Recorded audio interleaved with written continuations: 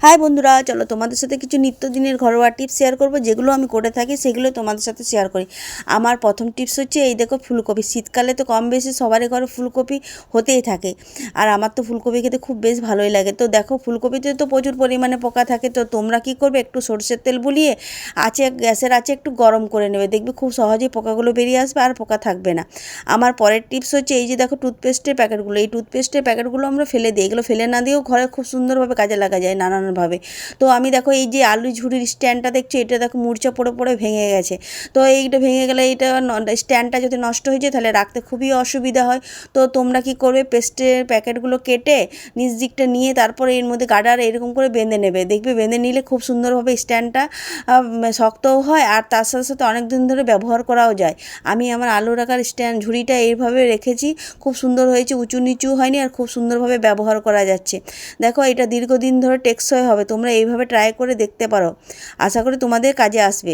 আমার পরের টিপস হচ্ছে যে গ্রাইন্ডারের বাটিগুলো। দেখো এই মিক্সের বাটিগুলো প্রায় ধার চলে যায়, তো তোমরা কী করবে, ঘরেই খুব সুন্দরভাবে ধার করে নিতে হবে। একটু লবণ নিয়ে মিক্সার গ্রাইন্ডারটা ঘুরিয়ে নেবে, ঘুরিয়ে নেওয়ার পর দেখবে খুব সুন্দরভাবে ধার হয়ে যায়। আমি এইভাবে বাড়িতে প্রায়ই করে থাকি, সেটাই তোমাদের সাথে শেয়ার করলাম, আশা করি তোমাদের কাজে আসবে। আমার পরের টিপস হচ্ছে এই যে দেখো সিঙ্গার সিঁদুরগুলো, প্রায় দেখবে শুকিয়ে যায় আর একটু দামটাও বেশি থাকে, কস্টলি। তো তোমরা কী করে বাড়িতেই বানিয়ে নিতে পারবে। তো তোমরা কী করবে, যে গুঁড়ো সিঁদুর আছে এই সিঁদুরের মধ্যে একটু দিয়ে দিবে অ্যালোভেরা জেল, একটু ভেসলিন, একটু নারকেল তেল, আর তার সাথে দিয়ে দিবে একটু গোলাপ জল। দেওয়ার পর এইভাবে গুলিয়ে তারপরে তোমরা ব্যবহার করো, দেখবে খুব সুন্দরভাবে সিঁদুরের কালারটাও আসে আর দেখতেও বেশ ভালো লাগে। আমি এইভাবে করেছি, সেটাই তোমাদের সাথে শেয়ার করলাম। আমি এইভাবে ব্যবহার করে পড়ি, তো আমার সামনের দিকটা কোনো চুলকায়ও না, কিছু না, খুব সুন্দরভাবে হয়। আমার পরের টিপস হচ্ছে এই যে দেখো বড় বড় জ্যাকেটগুলো, এইগুলো রাখতে খুবই অসুবিধা হয় আর আলমারিতে অনেকটা জায়গা নেই। তো আমি যেভাবে গুটিয়ে রাখছি, তোমরা যদি এইভাবে গুটিয়ে রাখো, জায়গাও অল্প লাগবে আর তার সাথে দেখতেও খুব সুন্দর লাগবে। আমি এইভাবে করেছি, সেটাই তোমাদের সাথে শেয়ার করলাম। আর খুবই সহজ পদ্ধতি, এইভাবে তাড়াতাড়ি গোটানোও হয়ে যায়। তো এইভাবে তোমরা আলমারিতে ভালোভাবে গুছিয়ে রাখতে পারো। আমার পরের টিপস হচ্ছে এই প্রেসার কুকার। প্রেসার কুকারে সকাল সকাল রান্না করার সময় খুবই তাড়াহুড়া থাকে, তো তোমরা কী করো, এই ভাবটা সহজে বেরিয়ে আসে না, আর তাড়াতাড়ি খুলতে গেলে কিছু একটা বিপদ হয়ে যেতে পারে। তো তোমরা কী করবে, কলের নিচে রেখে দেবে কিছুক্ষণ, দেখবে খুব সহজেই ভাবটা বেরিয়ে আসবে আর বেরিয়ে এসে তাড়াতাড়ি হয়েও যাবে। এইভাবে তোমরা ট্রাই করে দেখতে পারো। আমার পরের টিপস হচ্ছে এই বোতল। বোতল তো প্রত্যেকের বাড়িতে অনেক অনেক থাকে, তো এই বোতলগুলো খুব সুন্দরভাবে গুছিয়ে রাখতে পারবে। তো তোমরা একটা দড়ি নিয়ে নেবে, দড়ি নেওয়ার পর ঢাকনাটা খুলে দেখো আমি যেইভাবে লাগিয়ে নিচ্ছি সেইভাবে লাগিয়ে নেবে, দেখবে খুব সুন্দর মালার মতো হয়ে যাবে আর দেখতেও বেশ সুন্দর হবে। এইভাবে তোমরা গুছিয়ে রাখতে পারো।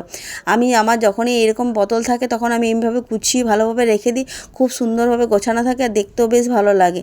তোমরা এইভাবে ব্যবহার করে দেখতে পারো, আর এই বোতলগুলো তো কিছু না কিছুভাবে আমাদের খুবই কাজে আসে, তাই আমি এইভাবে রেখেছি, সেটাই তোমাদের সাথে শেয়ার করলাম, আশা করি তোমাদের কাজে আসবে। আমার পরের টিপস হচ্ছে এই দেখো প্লাস্টিক। এই প্লাস্টিক তো প্রত্যেকের বাড়িতে এলোমেলোভাবে পড়েই থাকে, তো এলোমেলোভাবে পড়ে না থাকে এইভাবে গুছিয়ে রাখতে পারো। তোমরা যে কোনো ডিব্বার মধ্যে ভালোভাবে প্লাস্টিকগুলো গুছিয়ে উল্টো করে রেখে দেবে, তার মধ্যে একটা কাপড়ে থলি নেওয়ার পর পেছন দিকে একটু ফুটো করে দেখো আমি কিভাবে রাখছি, এইভাবে রেখে তোমরা ব্যবহার করো, বের করতেও বেশ সুবিধা হবে আর দেখতেও খুব সুন্দর লাগবে। আর এইরকম করে এদিক ওদিক পড়েও থাকবে না, আমি এইভাবে করি, সেটাই তোমাদের সাথে শেয়ার করলাম। আমার পরের টিপস হচ্ছে যদি যাদের জয়েন্টের ব্যথা আছে, দেখবে হাঁটুতে ব্যথা হোক, গোড়ালি ব্যথা হোক, আর এই শীতকালে তো প্রচণ্ড পরিমাণে ব্যথা হয়, যাদের কোমরে ব্যথা আছে তারাও এটা ব্যবহার করতে পারো।